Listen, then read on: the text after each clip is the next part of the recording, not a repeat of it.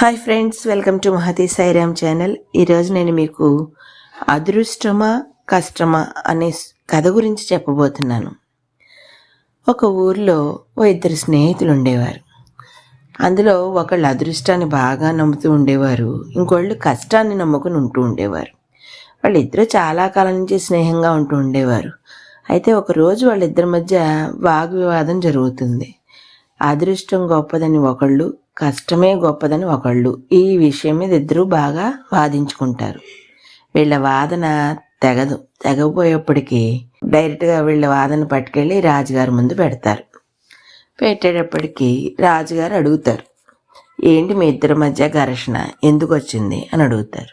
అంటే మేము చాలా కాలం నుంచి స్నేహంగా ఉన్నాము, అయితే నేనేమో అదృష్టాన్ని నమ్ముతాను, వాడేమో కష్టాన్ని మాత్రమే నమ్ముతాడు. ఇందులో ఏది గొప్పది, మాకెంతకీ అంతు తేలకుండా ఉంది విషయం, అంచేత మీరైనా కొంచెం చెప్పండి అని చెప్పి అడుగుతాడు. అడిగేటప్పటికి రాజుగారు ఒక పావుగంట ఆలోచిస్తారు. ఆలోచించి భటుని పిలిచి రహస్యంగా ఒక విషయం చెప్తారు చెవులవాడికి.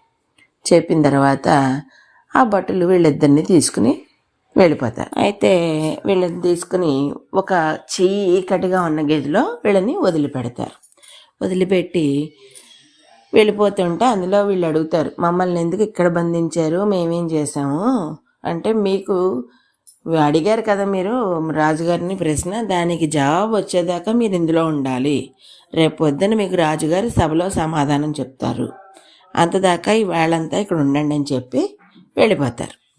వెళ్ళిపోయేప్పటికి ఇద్దరు రాయి మీద కూర్చుని ఉంటారు. అలా చీకట్లో 1 గంట గడుస్తుంది, 2 గంటలు గడుస్తుంది, 3 గంటలు గడుస్తుంది. ఇలా టైం నడుస్తూ ఉంటుంది. వీళ్ళకి ఆకలి మొదలవుతుంది.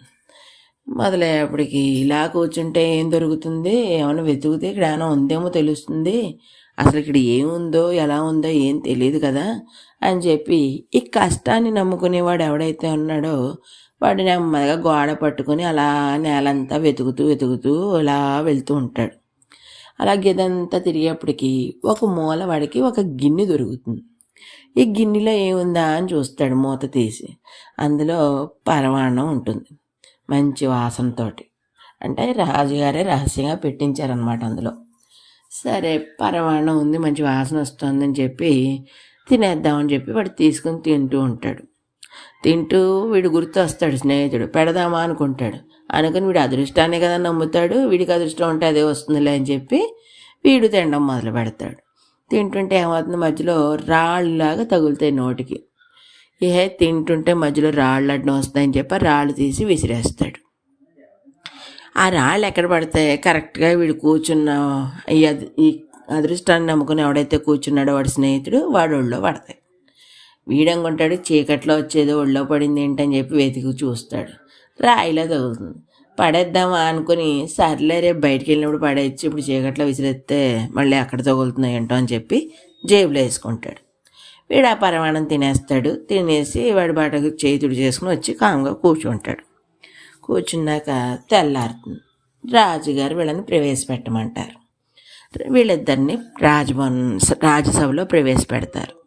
పెట్టేటప్పటికి రాజుగారు వీళ్ళని అడుగుతారు, రాత్రి అంతా ఏం చేశారు అంటే, వీడు కష్టాన్ని నమ్ముకున్నవాడు చెప్తాడు, ఏం చేస్తాం మహాశయ అంతా చీకటి, అక్కడ ఏముంది కనుక ఏమైనా చేయడానికి అలా కూర్చుని ఉన్నాము అని చెప్పి అంటాడు. అంటే కూర్చునే ఉన్నారా, ఇంకేం చేయలేదా మీరు అని అడుగుతాడు. అంటే అప్పుడు మళ్ళీ చెప్తాడనమాట, కాసేపు కూర్చున్నామండి, ఆ తర్వాత ఆకలేసింది, నేను ఇదంతా వెతుక్కుంటూ వెళ్తే నాకేమో పరమాణం గిన్నె దొరికింది, నేను తీసుకుని తిన్నాను, అందులో ఎవరు 2 రాళ్ళల్లో వస్తే విసిరేసాను, పరమాన్నం మాత్రం నేను తిన్నాను అని చెప్తాడు. చెప్పేటప్పటికి ఆ అదృష్టాన్ని నమ్ముకున్నవాడు ఉన్నాడు కదా, వాడంటాడు, అవునండి ఆ రాళ్ళలాంటివి ఏవో నా చేతిలోనే పడ్డాయి, అవి నేను నా జేబులో పడేసి ఉంచాను అలాగా అని చెప్పి అంటాడు. అంటే అవి ఎవడో తీసి చూసావా నువ్వు అని అడుగుతారు ఆయన. అంటే లేదండి, తెల్లారింది మీ బొట్టలు తీసుకొచ్చేసారు, నేను దాన్ని మర్చిపోయాను కూడాను అని చెప్పి తీసి చూడలేదు అంటే ఇప్పుడు తీసి చూడు అని చెప్తాడు. అంటే జేబులో చేతులు పెట్టుకుని తీసి చూస్తాడు. చూసేటప్పటికి అవి రత్నాలు. అవి వీడికి దొరికాయి అన్నమాట. అప్పుడు రాజుగారు అంటారు, కష్టపడిన వాడికి పరమాణం దొరికింది, అదృష్టాన్ని నమ్ముకున్న వాడికి రత్నాలు దొరికాయి, అంచేత దీన్ని బట్టి మీకు ఏమర్థమైంది, గొప్ప అనేది అదృష్టమే. అదృష్టం చాలా గొప్పది. కష్టం ఎప్పుడూ మంచిదే, కానీ కష్టాన్ని మించిన గొప్పతనం అదృష్టం. మనం ఎంత కష్టపడినా దానికి అదృష్టం ఉంటేనే కలిసి వస్తుంది, లేదంటే నువ్వు కష్టపడడమే మిగులుతుంది. అంచేత గొప్పది అని చెప్పాలంటే అదృష్టమే అని చెప్పి చెప్తారు.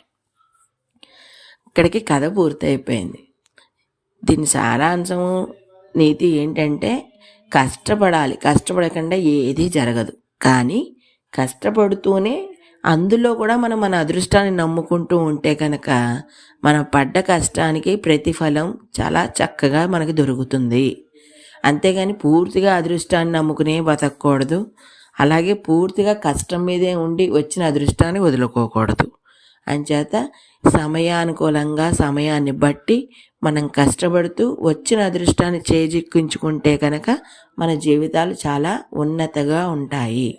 ఇది నీతి. విన్నందుకు మీ అందరికీ కూడా ధన్యవాదాలు.